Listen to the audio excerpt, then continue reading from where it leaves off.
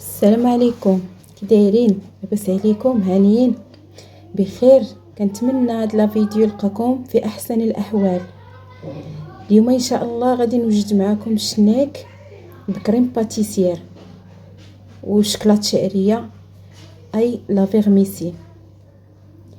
طريقه جديده ورائعه، وحتى المكونات اول مره كنضيفهم.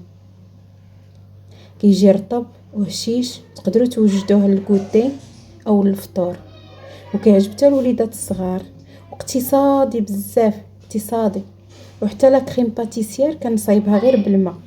هنا البنات كنت صايمه، وجدت الشنيك والحريره، وحطيت التميرات وشويه ديال الشريحه او كرموس وشويه ديال الفرماج. المهم الحطه كتبقى على حسب داكشي اللي تشهيتو. بسم الله على بركه الله. غادي نبداو ان شاء الله في المكونات، وكنتمنى لكم فرجه ممتعه. عندي هنا كاس سخون ديال الحليب، كاس ما سخونش بزاف وما يكونش بارد. كنضيف عليه 2 معالق ديال السكر سنيده. غادي نقول لكم المكونات بالتفصيل البنات باش تتبعوا معايا الا بغيتوا تعرفوا الطريقه من الاول حتى الاخر. كنضيفوا واحد الساشي ديال الفانيلا وكنحركو مزيان. من بعد كنضيف معلقه كبيره ديال خميره الخبز، وكنضيف البيض ديال البيض. هانتوما كنحيد الصفر وكنخلي غير البيض ديال البيضه، والصفر كندهنو به. كنحركو مزيان، وكنزيدو واحد نص كاس ديال زيت العاديه. كنحركو، كنزيدو واحد دانون ديال درهم، اي دانون صغير ديال درهم، تيعطينا واحد النكهه زوينه في الشنيك ديالنا. مكونات بسيطه البنات واقتصاديه، ما كتكلفش بزاف. كنحركو مزيان وكنزيد من بعد كنزيدو واحد 2 كيسان ديال الماء دافي.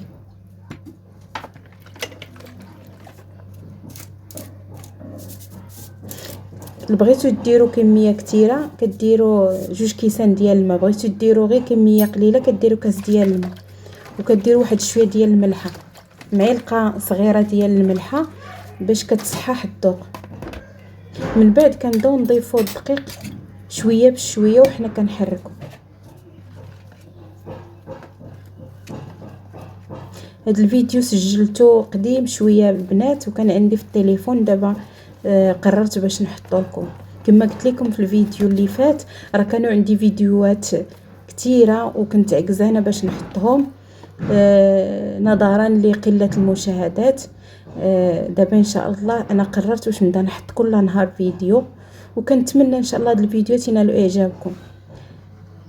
غادي نحرك بالمعلقه، من بعد غادي نكمل بيدي، خص العجينه تكون كتلاصق في اليدين. انا غادي نزيد شويه ديال الطحين. نتوما ردوا البال مع العجينه، خصها تكون شويه كتلاصق في اليدين، ما تكونش شاربه ناشفه بزاف وما تكونش رطبه بزاف. انا راه ما زربتش الفيديو وما قطعتش منه، راني خليت الفيديو كامل. من بعد ما جمعت العجينه غادي خطيتها وخليتها تخمر. هانتوما كتشوفوا راها خمرات.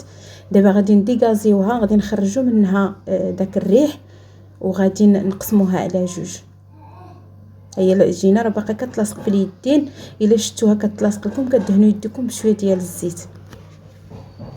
كنحطوا العجينه على سطح العامل وكنقسموها على 2.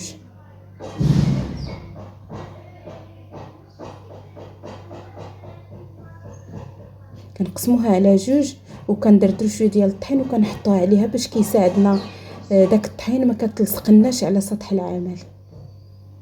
هنا البنات كريم باتيسير راني كنت صورتها وما تصورات ليش. غادي نجيب 2 كيسان ديال الماء، حطيتهم فوق النار مهيله، وكندير 8 المعالق ديال كريم باتيسير، 4 المعالق ديال السكر سنيده، وبدا كيطيب. وبديت كنقابلو وانا كنحرك حتى عقا درتها في الثلاجه. من بعد ما بردات كريم باتيسير سنخدموا بها وهي بارده، جمدات شدات راسها مزيان. دابا غادي نحاول نطلقها بيدي، وكنضيف واحد 2 معالق ديال الحليب.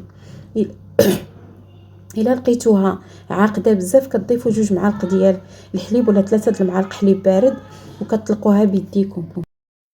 من بعد ما كتطلق لي كريم باتيسير كتولي جاريه بحال هذا الشكل هكا. كنردها على جنب وكنطلق العجينه بالدلاك. كنحاول نطلق العجينه بالدلاك وكنعبرها من الجناب بالدلاك. خصها تكون على الطوله ديال الدلاك مربعه، يكون طولو العرض بحال الدلاك. انا عندي الدلاك طويل، حاولت ناخذ غير نطريف منه او نقص منه واحد 4 ديال الصبعان ونبدا نعبر به. كنطلقها مزيان. هانتوما كتشوفوا العجينه راها باقا طريه البنات ورطبه. هانتوما عندي الدلاك طويل، نقص منه غير حسبت 4 الصبعان نقصتهم وبديت كنعبر. كنطلق العجينه مزيان. خص يكون السمك ديالها رقيق باش الشنيك ما يجيش معجن من الداخل. والعجينه كما كتشوفوا معايا كيبانوا فيها دوك البويقات.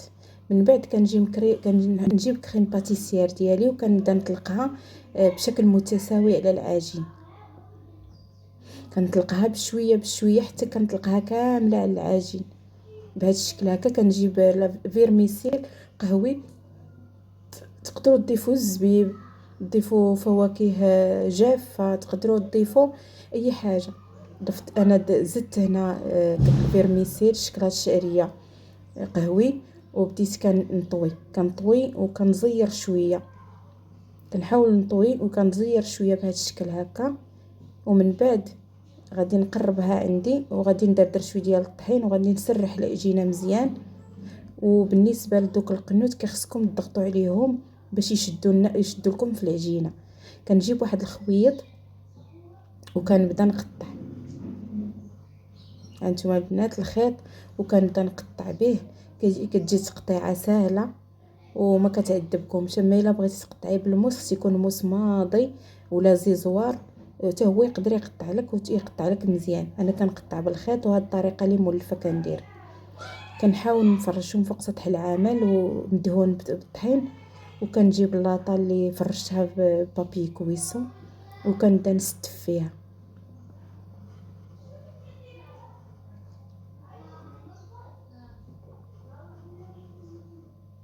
كنستفوا الكويرات ديالنا او العجينه ديالنا اللي قطعناها في بابي كويسو.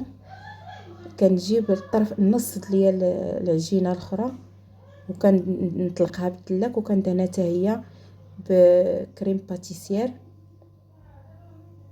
وكنرشها بنفس المهم استعملت نفس الطريقه اللي درت في العجينه الاولى.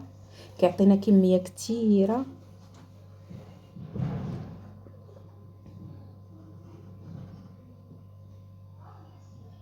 كنطوي وانا كنزير عندي العجينه شويه بشويه.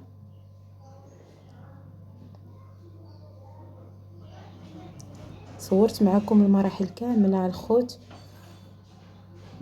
باش اللي بغات تقاد الشنيك لوليداتها ولا العائله ديالها غير تبعي معايا الطريقه من الاول حتى الاخر. غادي يصدق لك وغينجح معاك. هانتي الخيط كي كندير له كتحطي الخيط كتحاولي تصغريهم حيت فاش كيخمروا راه كيضاعف الحجم ديالهم كيزيدوا يكبروا. انا هذا الخيط هذا ديال خمشه ديال الطحين ديال الفينو. غليت شويه حتى الطحين ديال حتى الدقيق عفوا حتى الخيط ديال الخياطه تقدري تقطعي به ولا لا عندك السبيب اي حاجه. انا قربت لكم الصوره باش يبان لكم مزيان. هانتوما كيفاش كيتقطع كيتيبان.